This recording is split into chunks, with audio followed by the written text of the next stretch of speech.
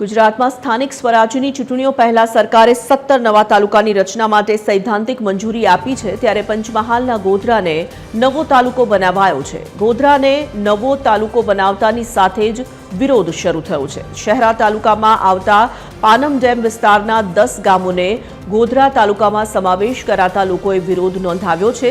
લોકોએ જિલ્લા કલેક્ટરને આવેદનપત્ર આપીને તેમને શહેરા તાલુકામાં જ રાખવા માટેની માંગ કરી હતી। શહેરા તાલુકાના પાનમ ડેમ વિસ્તારના બોરિયા, ચારી, મોર, ઉંડારા, કુટકર, કોઠા, આંસુદરિયા અને જૂનાખેડા સહિતના ગામોના લોકોએ આવેદનપત્ર આપ્યું હતું। શહેરા તાલુકો નજીક પડતો હોવાને કારણે ગામનો વિકાસ થઈ રહ્યો છે અને શહેરા તાલુકામાં રહેવાની માંગ સાથે કલેક્ટરને આવેદનપત્ર આપવામાં આવ્યું। હવે હાલ અત્યારે ગઈકાલે જે નવા તાલુકાની જાહેરાત થઈ એમાં સંતરામપુરમાંથી એક ગોધર તાલુકો નવો થયો। હવે તો અમારા 10 ગામ ગોધર તાલુકામાં આ લોકો જોઈન્ટ કરવા એવી અમને જાણકારી મળી છે, તો અમે એનો વિરોધ કરી રહ્યા છે કે અમે શહેરામાં જ બરોબર છીએ। અમારા શહેરામાં બધા સંબંધો આવા જવાના નજીક પડે છે। બીજા શિક્ષણની દ્રષ્ટિએ પોલીસ સ્ટેશન, બીજા બાળકોને ભણવા આવવાનો આ તે બધું શહેરા નજીક છે, જેથી કરીને બધી સવલતો શહેરામાં અમને સરળતાથી મળી રહે છે।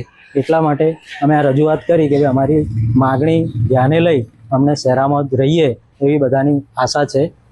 રજૂઆત અમારી એ હતી કે પહેલાં અમે સંતરામપુર તાલુકામાં હતા, ત્યાંથી અમને શહેરા તાલુકામાં આવ્યા। શહેરા તાલુકાથી ફરીવાર નવો ગોધર તાલુકો બન્યો ગઈકાલે 24/9/2025।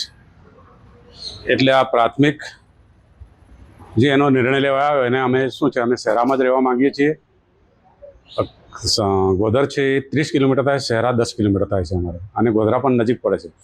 અને લુણાવાડા મહીસાગર જિલ્લામાં એ તાલુકો આવે છે, એટલે ત્યાં મહીસાગર જિલ્લામાં જવા માટે અમારી પાસે રસ્તાની વ્યવસ્થા નથી। ડુંગર આવે છે, ફરીને આમ પાનમ ક્રોસિંગ થઈને જાઓ અથવા તો ગોધર ફરીને જાઓ, એટલે શું છે બાળકોને પણ તકલીફ રહે, અમારે અવર જવરની પણ તકલીફ રહે છે।